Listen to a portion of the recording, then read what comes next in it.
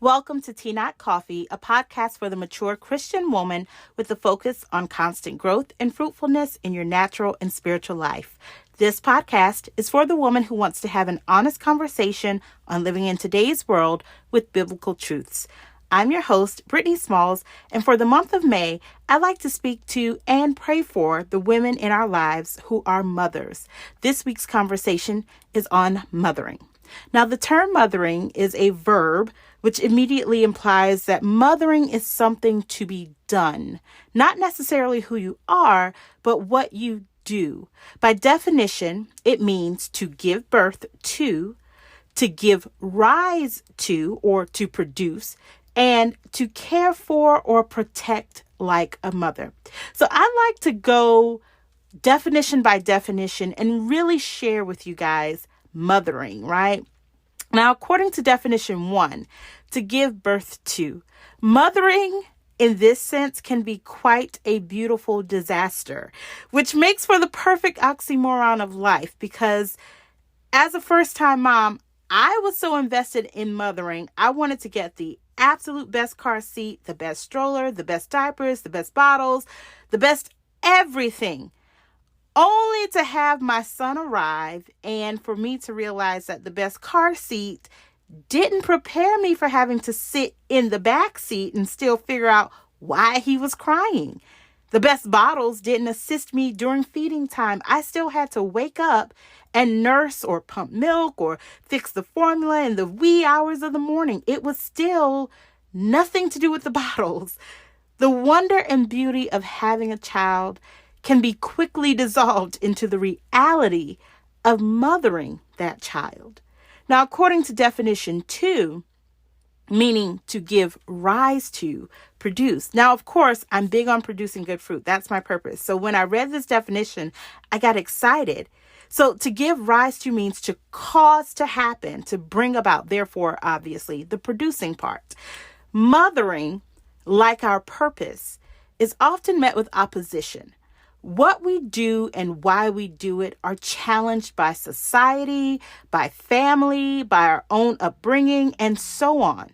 The beauty of having the ability to shape and mold and develop the character of our children is amazing. That's the beautiful part. Until we realize that in order to produce great little human beings, we must be one. Now, that can be the disastrous part because we must demonstrate all that we want in our children in ourselves. And because we aren't children anymore, we've had decades of disappointments and decades of figuring out how the world around us actually works. And though we want to teach our children kindness and respect and how to honor the Lord and serve others, we still at times may not easily be able to do so right away.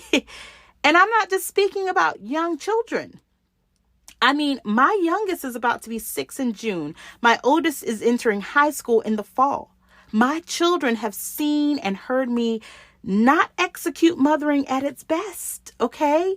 And yet, because I believe that the best execution for mothering is based on what I want to produce in my children, I give them honesty because I want them to be honest people and people of integrity. So when I'm angry, they know it and they know why. When I'm wrong, they know it and I apologize. It's funny because my daughter would often say she couldn't wait to be a grown-up because grown-ups get to do whatever they want. And I quickly remind her that no. Grown-ups do not get to do whatever they want. And I share with her how mommy often has to do what God tells her to do, even if she doesn't feel like it or want to. Because I want my children to understand respect and understand authority, both naturally and spiritually.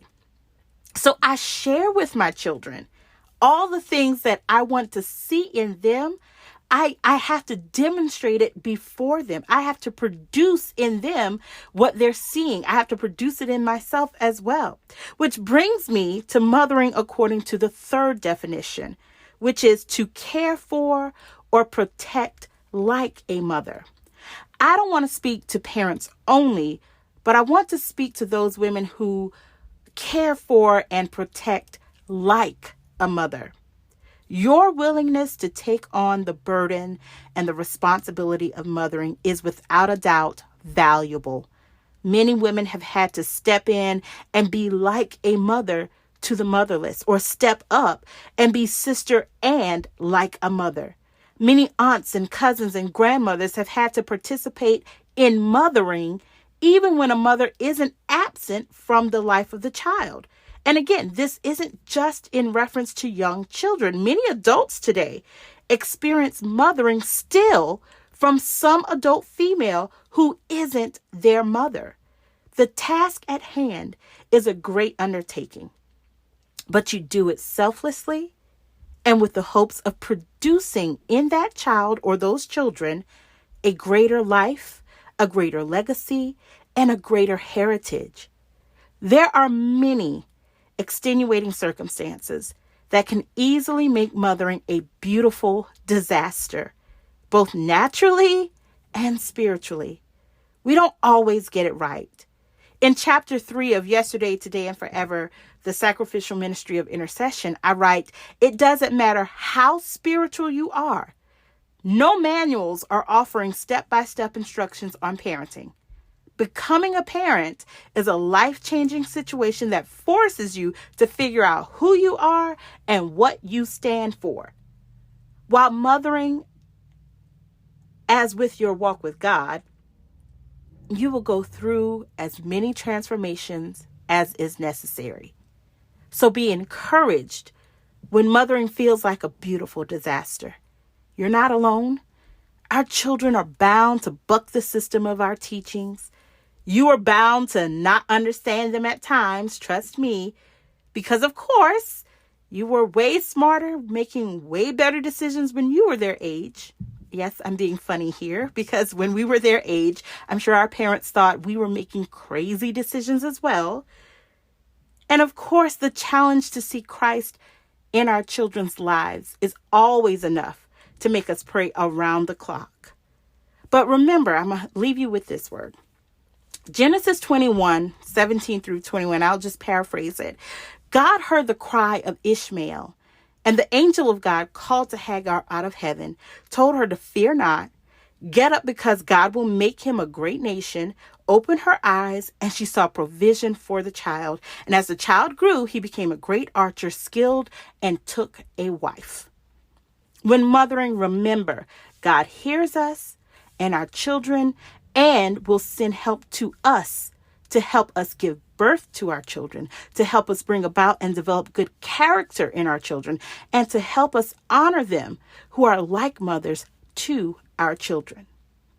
I pray that what's been said today blesses you to continue to be steadfast and unmovable in your pursuit of Christ for your life. If so, share this podcast with a friend or sister in Christ. And thank you so much for listening. Join me next week for another cup of tea, not coffee, where the conversation is harvested from the Word and steeped in prayer.